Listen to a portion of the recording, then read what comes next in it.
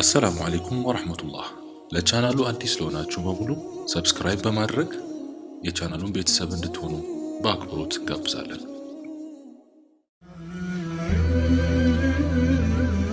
አላህ ሱብሓነሁ ወተዓላ የኑሕን ዓለይሂ ሰላም ሕዝብ በውሃ ካጥለቀለቀ በኋላ በምድር ላይ ከኑሕ ዓለይሂ ሰላም ጋር አብረው ከዳኑት ምእመናን ውጭ ምንም አይነት የሰው ልጅ አልቀረም ነበር።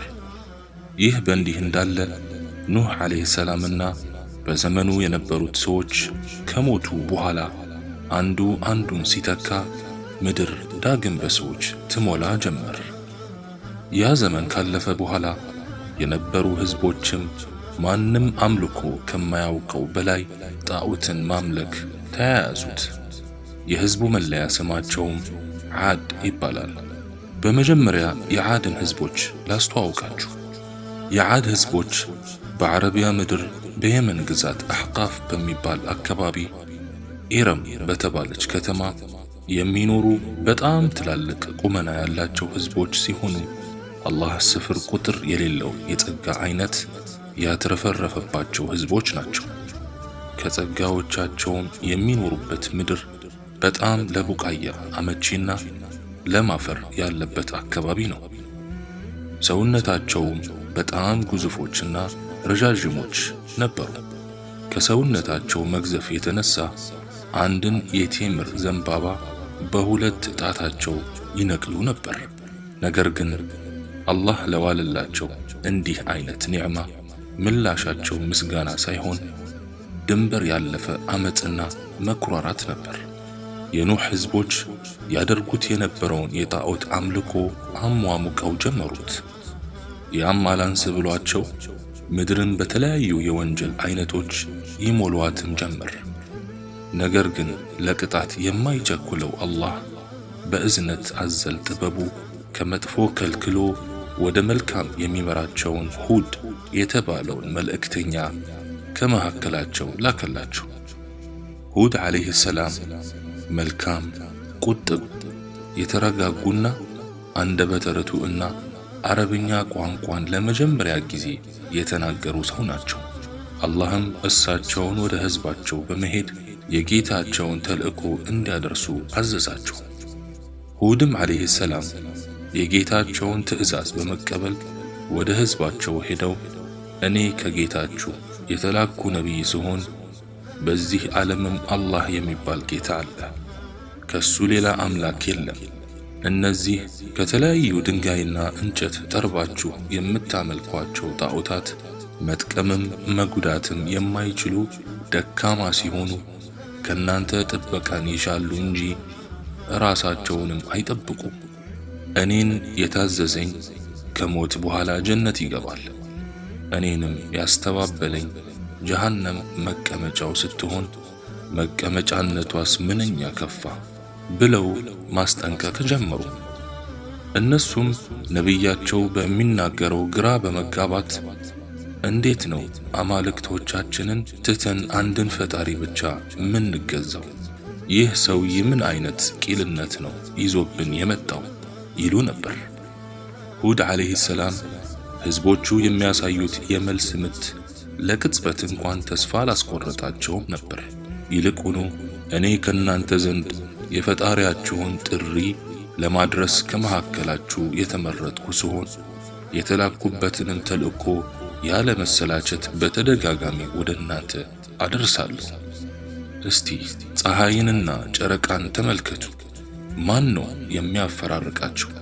ማን ነውስ የፈጠራቸው? ምድርንና ሰማይንም ተመልከቱ። ማን ነው ምድርን አንጥፎ ሰማይን ያለ ምሰሶ ያንጣለለው? ተው ሕዝቦቼ፣ ጌታችሁን አምልኩት፣ ተጠንቀቁ።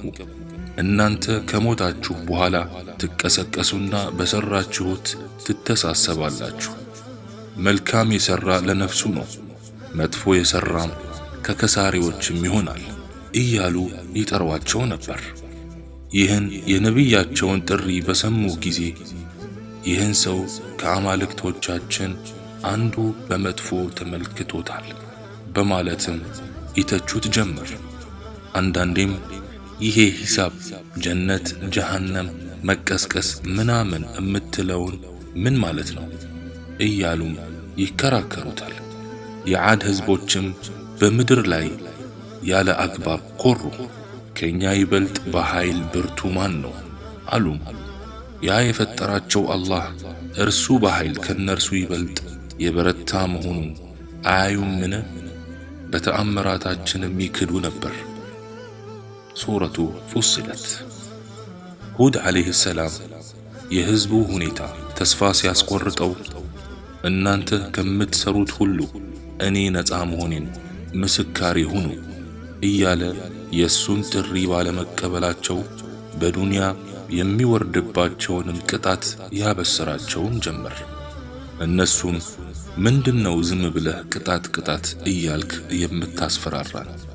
እንደውም እስቲ ቅጣት የምትለውን አምጣው እያሉ ሲያሾፉ ሁድም ዓለይሂ ሰላም ይህ የማስጠነቅቃችሁ ቅጣት በእናንተ ላይ ተፈጻሚ ይሆናል፣ አትጠራጠሩ አሏቸው። በመጨረሻም ሁድ ዓለይሂ ሰላም በህዝባቸው ላይ ዱዓ ማድረግ ጀመሩ። ከዚያም አላህ ቅጣቱን በህዝቡ ላይ ሊያወርድ መጀመሪያ ለረጅም ዓመታት ዝናብ በማቋረጥ ምድሪቱን አድርቆ እንስሳቶቻቸውን አጠፋባቸው። ሁድም ዓለይሂ ሰላም ከዚህ ሁሉ እንግልት ሊያድናችሁ የሚችለው በጌታችሁ ማመን ብቻ ነው አላቸው። እነሱም በረሃብና በጥማት እንሞታታለን እንጂ ከጣዖቶቻችንን ሌላ ማንንም አንለምንም በማለት ጣዖታት ዘንድ እየሄዱ ይጮሁ ጀመር። ጣዖቶቻቸው ዘንድ ሄደው ጩኸው ሲወጡ ሰማይን በደመና ተሞልቶ አገኙት።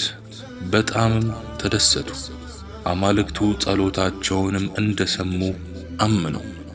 ጥሩ ዝናብ ሊዘንብልን ነው በማለትም ተመጻደቁ። ያን ጊዜ ሁድ ዓለይሂ ሰላም ይህ እኮ አምጣልን ያላችሁት የቅጣት ደመና ነው እንጂ እናንተ እንደምትሉት ዝናብ አይደለም አላቸው።